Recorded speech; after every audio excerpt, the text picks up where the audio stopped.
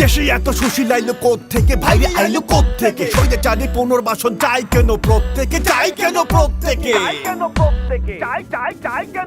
যে দল গণহত্যা করে দেশের জনতারে মারিল আপোষণে রীতিমতো যুদ্ধ করে হারিল 16 বছর ধরে যারা এত এত জ্বালাইলো অবস্থানে পতন হতে দেশটা ছাইরা পালাইলো হাজার লক্ষ কোটি টাকা দেশে যারা লুটিল জনগণের ভাগে শুধু দুঃশাসনই জুটিল কেন তারা রাজনীতিতে এখনো ভাই প্রাসঙ্গিক নিষিদ্ধ কেন হবে না কেউ দেশে থাকা সকল দিক নিষিদ্ধ হোক চায় না কেন অন্য দলের নেতারা খুনিদেরকে পুনর্বাসন করতে চাওয়া কে তারা জনগণের নাম ভাঙাইয়া দেয় নিজেদের মতামত ঘাড়ে টাইনা আনতাছে ফের পুরনো সেই মুসিবত ওরা কবু ছিল না তো জাতির জন্য নেয়ামত ফিরতে পারলে দেখবা দেশে শুরু হয়েছে কেয়ামত 16 বছর ছিল যারা অস্ত্র হাতে সজ্জিত গণহত্যা চালিয়েও একটুও নয় লজ্জিত স্বীকারও তো করতেছে না অপরাধ যে করিল দেখেও তো দেখতেছে না কত মানুষ মরিল অপেক্ষাতে আসে উল্টো নেত্রী ঢুকবে চট কইরা ক্ষমতাতে ফিরবো আবার আগের মতো ভোট কইরা অনুতপ্ত হয় নাই ওরা এত জীবন নিভাইয়া ভাইবা বলুন দুর্ভাগ্য কি আছে বড় এর থেকে দেশে এত সুশীল আইলো থেকে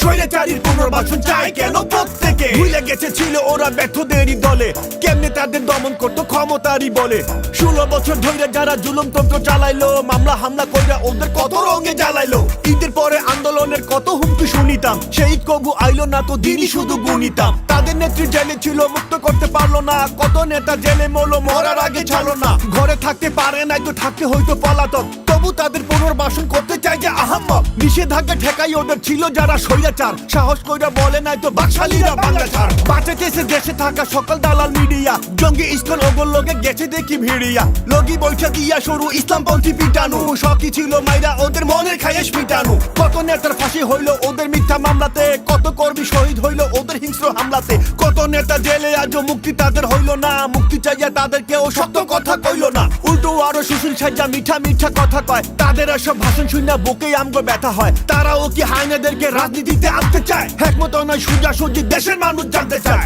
ওরা ফিলে ওদের মতো তোমরা ক্ষমা পাইবা না আত্মহত্যা শামিল এটা রেহাই তো নয় এর থেকে এত সুশীল আইলো থেকে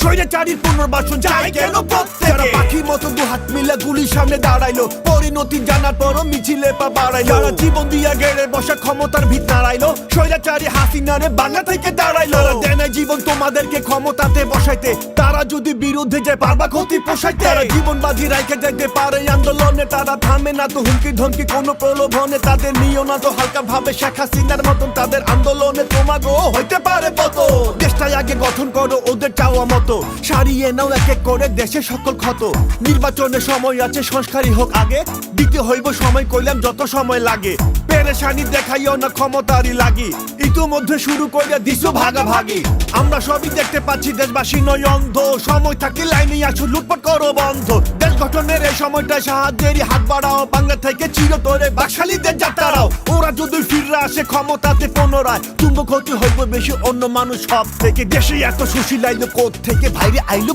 থেকে স্বৈরাচারী পুনর্বাসন চাই কেন প্রত্যেকে চাই কেন প্রত্যেকে।